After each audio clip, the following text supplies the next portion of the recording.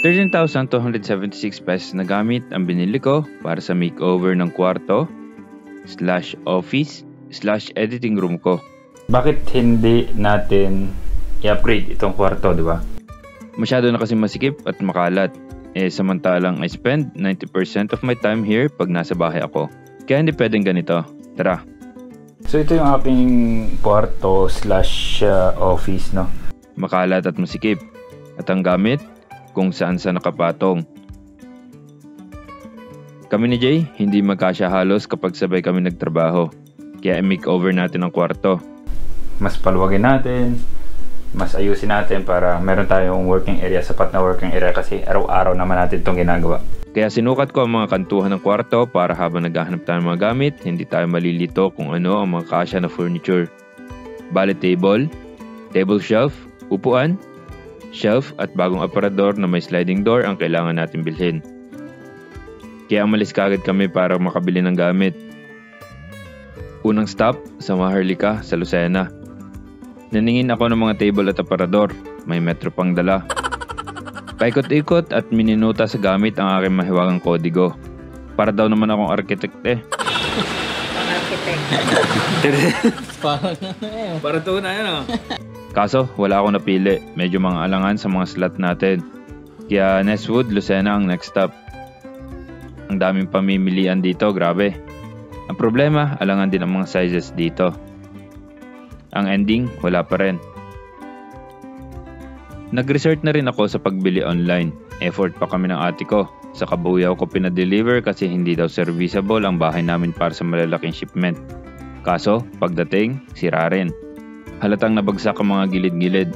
Kaya medyo nadala na ako. Buti na return at na refund. So ngayon, nag-final decision na ako na bibilhin natin yung aparador at yung ating lamesa gagawin na lang namin. Sa San Juan naman ako nagpunta. Wala din doon Next. Pero may nagturo sa akin dito sa FC Home Appliances. Try natin. Pagpasok ko, ang dami nilang tinda. Nagdiretso na ako sa aparador. Kasi napukaw kagad ng aparador na ito ang attention ko. Kaya inihanda ko na ang blueprint. Nang hiram ako ng metro at sinukat na. Good thing, pasok ito. At may volt din di umano.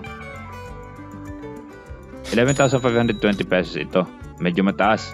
Pero desidido na makabili ako ngayong araw kaya kailangan may maiuwi tayo.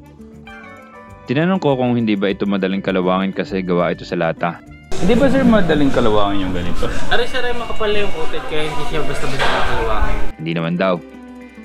Tumingin pa ako ng ibang aparador. Malay mo, makakita ng maganda-ganda. Pero ang final, ang pinakauna pa rin na napansin na aparador. May stock pa naman daw na isa, kaya nagbayad na ako kagad. Nagpirma-pirma at sulat lang. Mayroon daw kasing promo At nagbayad na rin. Not the so favorite part. Babalikan na lang namin yan kasi i-assemble pa nila. Corner shelf naman ang ating hanapin. Okay naman tong una naming nakita, sinukat ko. Pasok naman sa paglalagyan. Maganda din naman at sturdy. Ito rin ang brand ng current na table ko na ginagamit. Chinek ko kung kumpleto ang mga parts and accessories niya. 1,756 pesos lang kasi 20% off naman. Ako na ang mag-assemble nitong isang ito. Pretty straightforward naman ito. Binayaran na namin at ikinarga. Then binalikan na namin ang aparador. Tapos na rin naman daw i-assemble Nagtataka lang ako kung bakit sa second floor nila in-assemble. Pero diskarte na nila yan. Maganda naman talaga ang aparador. Mukhang matibay. Itinali nila sa likod ni Kinse. First time ko magbiyahe ng ganito at ganito kataas. Sana walang sabitan at hindi tumambling habang biyahe. Nakauwi naman na maayos. Ibinaba namin. Pero basag ng salamin. So yan, abangan nyo yung renovation ng kwarto ko. Peace.